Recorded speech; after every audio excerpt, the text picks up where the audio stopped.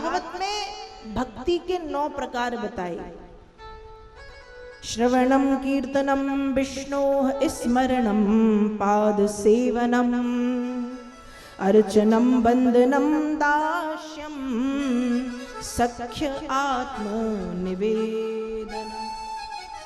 भागवत के 9 प्रकार। श्रवण, श्रवण का अर्थ होता है सुनना।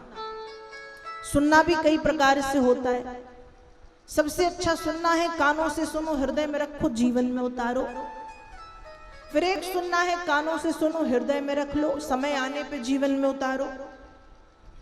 और एक सुनना है एक कान से सुनो और दूसरे कान से।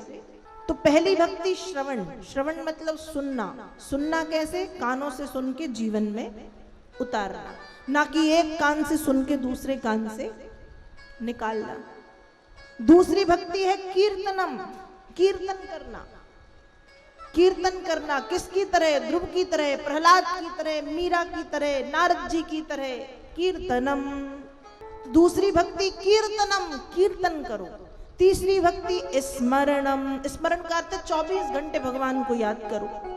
तो तीसरी भक्ति स्मरण, भगवान की याद बनी रहे किसी भी स्थिति में। चौथी भक्ति पाद सेवनम। पांचवी भक्ति अर्चनम। अर्चन का अर्थ होता है स्नान कराना, तिलक लगाना, माला पहनाना, वस्त्र पहनाना, धूप दीप नैवेद्य 16 प्रकार से, 21 प्रकार से, 108 प्रकार से, 1008 प्रकार से भगवान का श्रृंगार करना। अर्चनम। छठवीं भक्ति वंदनम। वंदना का अर्थ होता है वंदना करना, प्रार्थना करना, प्रणाम करना। अर्चनम वंदनम दास्यम। दास का अर्थ होता है सेवा करना। दास्यम मतलब सेवा। 7वीं भक्ति दास्यम। 8वीं भक्ति सख्य। सख्य का मतलब होता है भगवान को सखा, माता पिता, विद्या धन सब कुछ मानना। और 9वीं भक्ति आत्मनिवेदन। आत्मनिवेदन मतलब अंतःकरण, आत्मा से परमात्मा को पुकारना। इस तरह से श्रीमद् भागवत में 9 प्रकार की भक्ति का निरूपण किया गया है। मनुष्य के जीवन में भक्ति का होना बहुत जरूरी है।